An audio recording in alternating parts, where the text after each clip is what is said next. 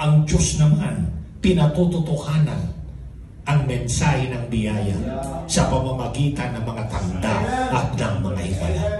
Amen.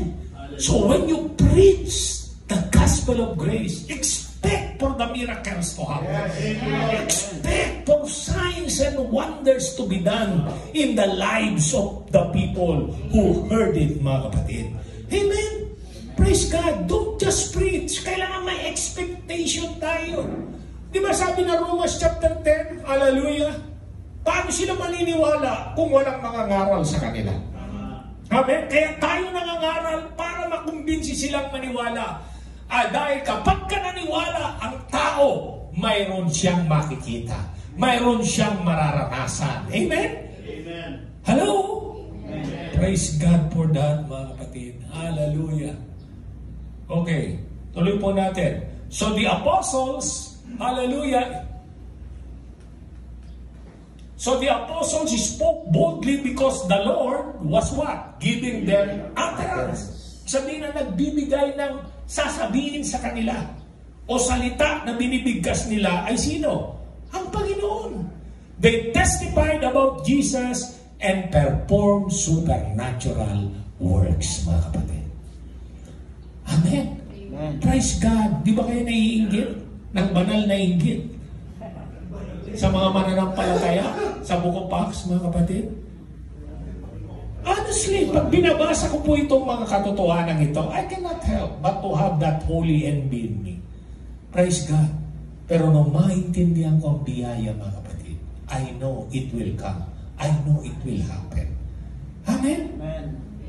Kaya lang hindi natin nakikita at nararanasan ito. We seldom hear it, mga kapatid. Hello? Hindi natin lagi itong pinapangaral, sinasabi. Pero I tell you, ulit-ulitin mong ipangaral ito.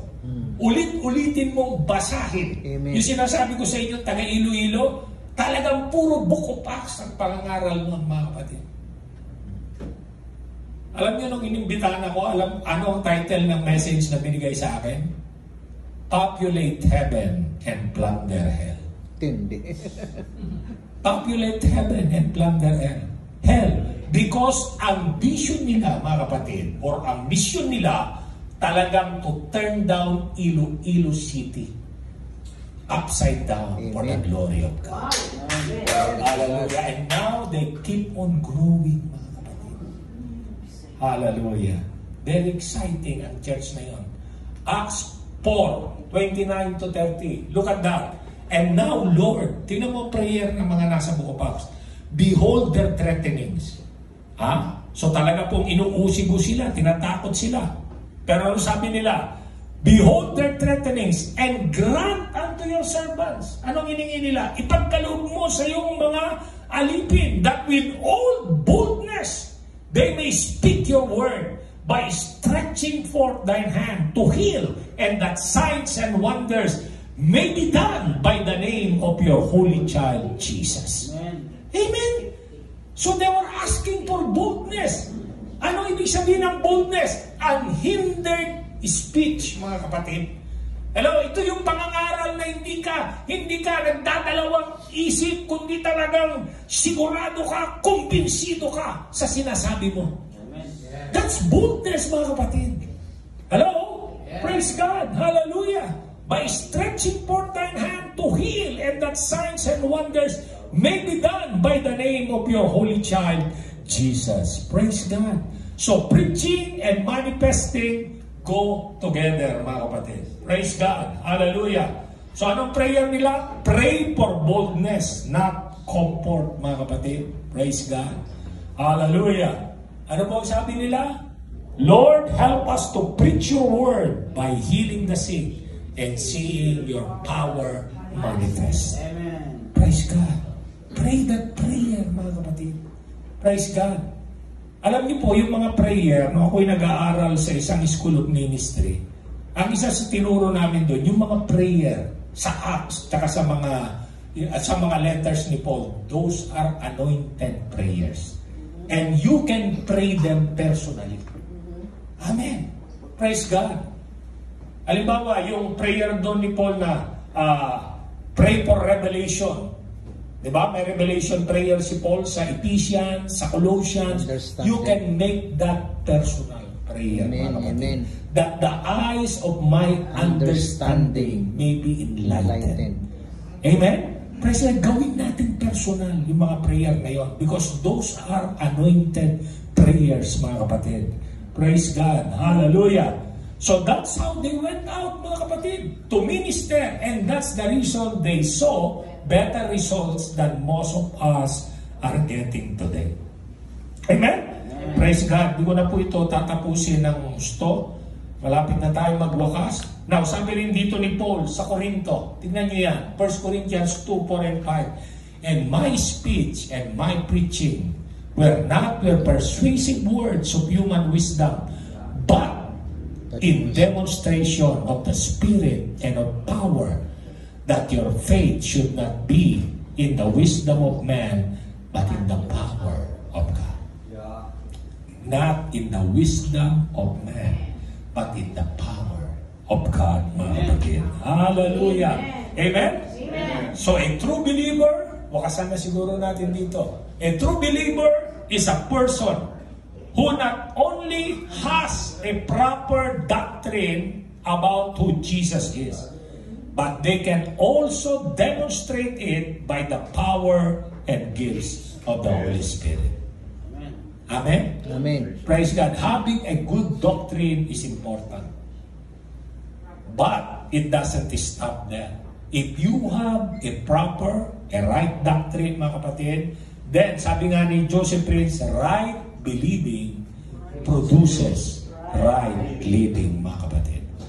Yung tamang paniniwala, may bunga yan. May resulta yan. Amen. May demonstrasyon yan. May manifestation yan na nangyayari sa buhay natin.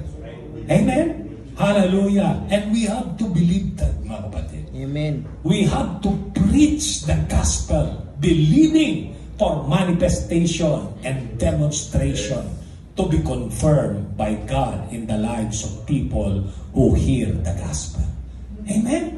Hallelujah. So it's your job as ministers of the gospel to prepare the hearts of the people for this reality, for this truth, mga kapatid. Ihanda natin sila sa katotohanan ito. Amen? That as they listen to the gospel, they must expect it to happen or manifest in their lives. Hindi yung uuwi lang sila, ang ganda ng preach ni pastor, no? Oh, na-bless ako dun sa sinabi niya, no? So, wag lang ganun, mga kapatid. Idiin natin sa mga tao na paniwalaan nyo itong mangyayari, magaganap sa mga buhay. Praise God. At hindi ba nakakatawa? Pagbalik nila sa church, may kanya-kanya silang patotoo. Mayroon silang kwento ng biyaya ng Diyos. Hello? May himalang nangyari sa buhay nila. May kamanghamangang nangyari, hallelujah, sa trabaho nila, sa negosyo nila, mga kapatid. Ganyan po lumaganap ng lumaganap, hallelujah, ang Ebanghelyo sa panahon ng mga gawa, mga kapatid. Yung mga mananampalataya, wherever they go, hindi sila nagantay ng mga popular na mga apostol. Amen? Kung saan sila natagpad. Nung sila ay nagkaroon ng persecution, di ba nakapangalat ang mga alagad? Pero nakatutuwa, kahit saan sila mapunta, talagang pinapatotoo nila.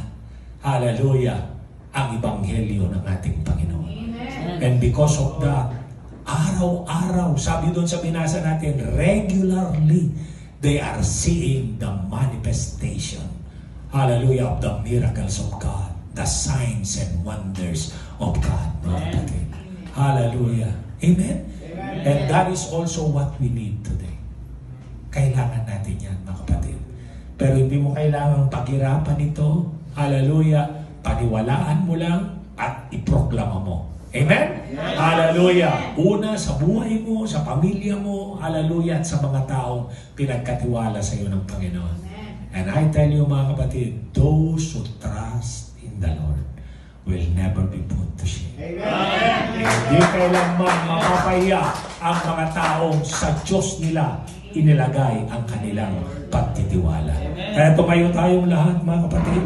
Hallelujah. Magtiwala tayo sa Panginoon na itong mga pinag-aaralan natin ito ay magkaroon ng kapahayagan sa mga buhay natin, pamilya natin, ministry natin, at sa buhay ng mga taong maabot natin at mapapangaralan ng mabuting balita. Hallelujah.